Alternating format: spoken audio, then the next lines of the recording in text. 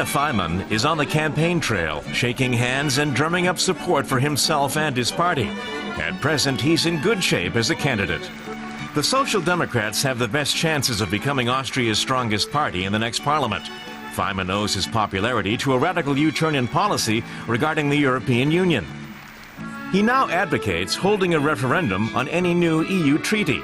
Until now, that idea was taboo in Austria. We know the majority of Austrians want a referendum. To tell them we worry about the results is a bad idea. The popular tabloid Kronen Zeitung, commonly known as the Krone, backs the party's change of course. Every day, vendors fan out to get the paper to its many readers. 40% of all Austrians read the Kronen Zeitung. It's the country's most influential newspaper. Its founder and publisher, Hans Dichand, determines editorial policy, but the media-shy publisher and his staff don't give interviews. The last time Dichand spoke in public was years ago. That's important for us, you see, not to exercise power ourselves, but to exercise power for our readers, for the population. That's probably the secret of the Kronen Zeitung's very great success. Otherwise, there's no explanation. Since Faymann changed course, he's had the Kronen Zeitung on his side.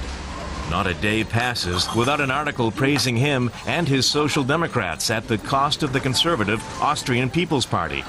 Here, for example, there's a headline on the weakness of the People's Party, right next to a smiling picture of Faymann.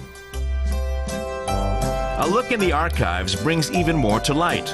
Rhyming doggerel that translates roughly as, "Since the old times, the wise have always supported the center. How lucky our country is that Werner Faymann personifies it."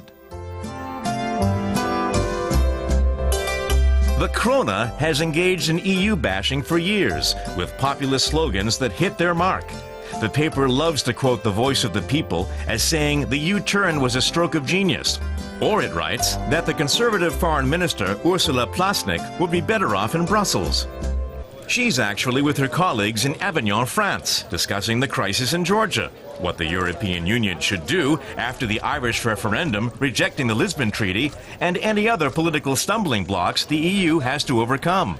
She says the Kronen Zeitung's campaign is intolerable. It simply can't be that a medium, no matter how popular and influential it is, takes over the framing of Austria's EU policies. That is and will remain the task of the politicians to whom that responsibility has been entrusted. Other newspapers in Austria have their own preferences, but they maintain journalistic neutrality. In their eyes, the Kronen Zeitung has overstepped its brief.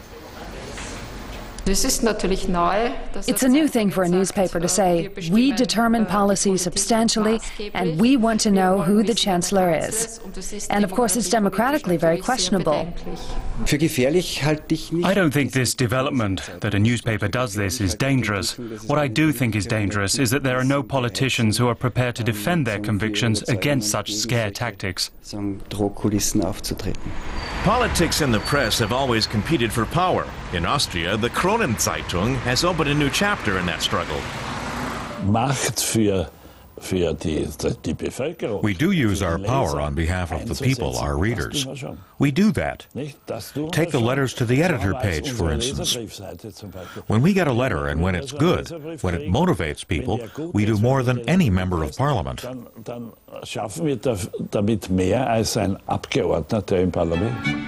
But rumor has it the publisher himself writes the occasional letter. True or not, Hans Dichand is doing his part to make sure Faymann's Social Democrats become the strongest party in the next parliament.